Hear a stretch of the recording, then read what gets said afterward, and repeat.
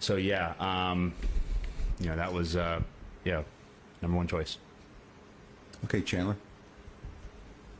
Justin, how much did your relationship with Jim Crane kind of influence this and your desire and your want to come back? I mean, a lot. I think it's when you're gathering the information, and that's all you can do as a player, right? In this situation with the no trade clause is, I try not to get too far ahead of myself. I try to gather as much information as possible and then make an educated decision. Everything goes into that bucket when you're gathering information. My relationship with Jim, my relationship with my teammates, the coaching staff, familiarity with Houston and the fan base and spring training, location, all of it is what really went into my thought process leading up to this. Okay, Matt Young, then we'll open it up to questions after that. Usually your first day with a new team, it takes some getting used to. It looked like you were just back at home in the clubhouse. Did it feel any different for you at all? I mean, it's exciting, seeing all the guys again. And, obviously once the trade went through, talked to a bunch of the guys on the phone and text message and just, it feels a little weird because it hasn't been that long. So it feels like, you don't miss a beat and you're right back in the locker room. But on the other hand, there's this whole segment that happened. Here I am, still staying in my apartment in New York. It's a really odd feeling. Hard to explain. Okay, over here, and then David, right here. Just did the Mets come to you about any other teams? I mean, I kind of knew as much as you guys did, to be honest. I think, when like I said, after speaking with Steve and Billy, and I really kind of opened it up and said, if this is the direction that you think is best for the organization, I'm not on a long-term deal. Things are different. If I was on a long-term deal, I've heard some of the comments like Francisco was making about, being committed to winning. If the vision super short term wasn't, we're going to try to win a championship, and not that they're not trying to win, but not going to take the same tactic next year, then I would like the opportunity to go to a team that was going to fight for a championship this year and next. And clearly with the trading of Robertson and Max, the picture for this year and next year was kind of shifting quickly. So I didn't have to veto anything, and I didn't have them come to me and say this team or that team. I just saw a lot of the same stuff that you guys saw with an interest. And I did speak to Billy, and he was telling me who was reaching out and who did have interest, and that aligned with how the media was reporting things. I don't know how you guys get your information, but you got it. And how would you just kind of sum up the you guys? Yeah. The Mets are thought to be a World Series contender, and then they end up selling off. How would you just describe just the turn of events?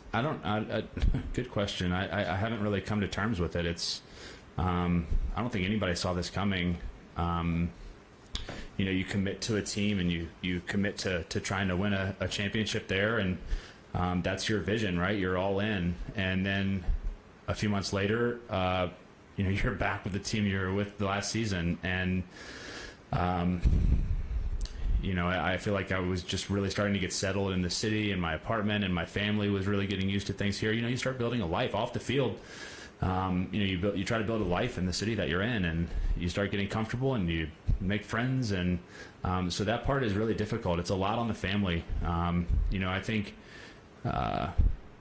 when you're looking at things there's like two different lenses. There's the baseball lens and there's the family lens, right? And even though we have a lot of familiarity in Houston and know the city and the fans and everything, it's we don't have a place there anymore, and it's just a lot on the family to get up and move in the middle of the season. And through the baseball lens, it's super exciting, to join my friends again and a team that's fighting for a championship and in a really intense run coming down the stretch. I mean, that's what you play the game for. And when I sit down and talk with my wife about things, that's why we're here. And you play this game to win and win championships. So ultimately, that's what's the decision maker and the factor that goes into it. But once the decision's made and the dust settles, it's a lot. It's a lot on the family, a lot of moving pieces now, and a lot of logistics that you have to figure out. And you just make it work. Okay, David in the back, and back to Chandler. Justin, you seem to have an idea which direction this was headed when we talked to you Sunday at Citi Field Yeah. after your start.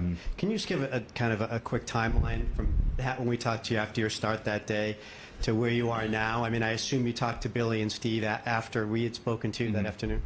Yeah, I mean, I think you get the gist of how the conversation went. It went very similar to Max's conversation, just the vision of how the rest of this year was going, and next season had shifted a bit. I think, they're more focused on a couple of years, 25, 26, and, would be great to hear if I was a Met for longer term, but, with only signing a guaranteed 2 years, it changes things a little bit. It was a tough conversation, especially with Steve. I mean, you make a commitment somewhere, and there's all this excitement, and it just didn't work for whatever reason this season. And I'm somebody that really tries to come through with my commitments, and I was part of that as well, missing the first month. I mean, obviously you can never really forecast an injury, but it was nice to start pitching better as of late. But still, it was a good combo, though. He was very appreciative of my time here and my effort here, and speaking with the team and teammates and all that, and built a nice relationship with him and Alex. And I have a ton of respect for them and what they're all about. And obviously, parting ways, wish them and the Mets and the fan base nothing but the best. It's been a short but nice run for me and my family. Did you just stay in New York through the deadline? Or No, I went to Kansas City. Oh, you were there. Fortunately. Okay. Yeah. I didn't know what was going to happen. I didn't have as much information as you would think. I mean, I am in control with the no trade, but when it's coming down to the wire, the last day, I don't know what's going to happen. And the Mets had the option of just saying, well, none of these packages are what we want. We're going to keep you. So I didn't know. It seemed to me there were, before the last day, probably like 3 destinations that were potential. And the last day, Billy called me, or the night before, and said a few other teams had started calling as well. So it was just a whirlwind, man. And then, he called me when a couple hours to go and said, deal's done with Houston if you'll accept it. And I think, he knew I would. Okay, in the back, and then Chandler, and then over here. Hey, just to kind of follow up on that, you had the August 31st trade to Houston the first time, right, in 17? Mm-hmm. And then now you're going to go you went from face the Yankees for the Mets, pitch for the Mets in City, now going to face the Yankees. Is this the strangest sequence you've been involved in what is it, 15, 16 years? Yeah. It's definitely new. I've never really heard of anything exactly like this happening. First time for everything, I suppose. Just along for the ride, and now trying to compete and win a championship. Okay, Chandler. Justin, you were obviously a free agent this past winter, and the Astros ostensibly had some interest in bringing you back. Was that a difficult decision to leave the first time? I think it, again, like, there's 2 different lenses to look through. There's a family lens and a baseball lens. And my wife is extremely supportive of the baseball side of things. And, we obviously made a decision based on conversations with Steve. Obviously, the contract had a lot to do with it. If you could, rewind the clock 4 or 5 months, I think, the Mets had the second best odds to win the World Series before the season started. So, it wasn't just a contractual thing, even though that obviously plays a part in it. It was something that we looked at and said, all right, let's go try to win another championship. Obviously, it didn't play out that way, knowing what we know now, but, that was all went into the decision. It wasn't easy. No, it never is. It's, life-changing decisions are never easy. It's kind of odd to think about now. It really just popped in my head. The trade from Detroit to Houston and free agency a couple times. These major life decisions come at you pretty quickly later in your career, because you're signing shorter term deals. 2 years, 3 years, 2 years, whatever it is. It's your free agency is and uprooting your family and changing is difficult. So it's not the funnest part of where I'm at in my career. Okay, over here, then Brian and Lindsay. Justin, sorry to bring it back to the Mets one more time, but there's a lot of Just yesterday. well, that's true. Fair enough. There you go, yeah. It's I think surprising to a lot of people that the season went the way it did, given the amount of talent and hope and all that at the beginning of the season. So, is it too soon to process and analyze for yourself why the Mets season wasn't successful? What do you think happened? I know it's hard to answer quickly, but I mean, we kind of got off on the wrong foot. You know, everything that could go wrong did early on, and just never felt. You know, even though we started playing some good baseball at times, we never really hit our stride where we were kind of banging on all cylinders. I can't answer exactly why that is. You know, I think we all in that locker room and stayed extremely positive. I have to give a lot of credit to the guys. I mean, we never let it get negative in there, which is hard to do when things are not going well, and kind of kept expecting it to happen, and it just didn't click. Can't answer it. Okay, Brian, Lindsay, and up here.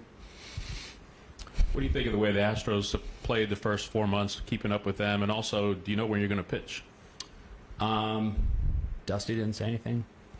I have to announce that. All right. I think I'm pitching Saturday, but I'll let him. I won't be the definitive answer for that. You know, I was in a different league again, so I wasn't watching as intently. Although I keep up with my friends, but I think obviously injuries have been difficult, and it just shows how talented the team is to be able to run with Dallas, who's been really good.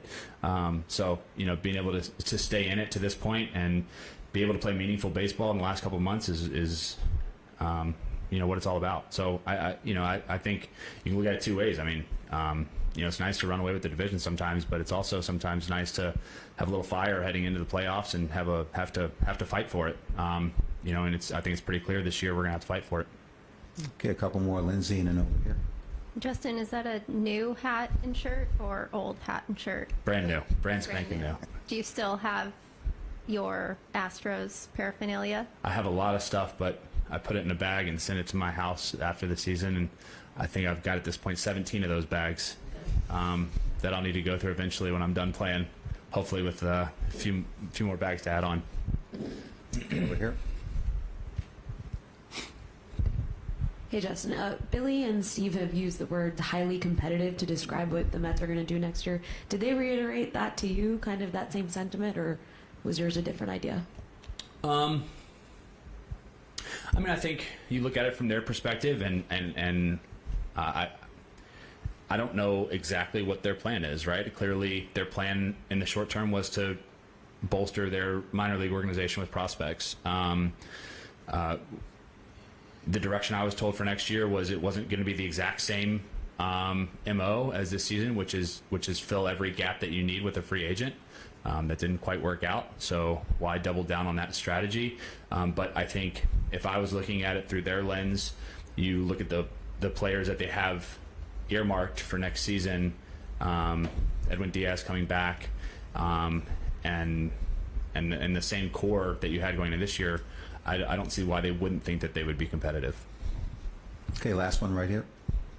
Justin, with them signing you and Max, and now they trade you guys, Robertson, Pham. How do you think this will impact them down the road with other big name free agents? Will they say they did right by the player?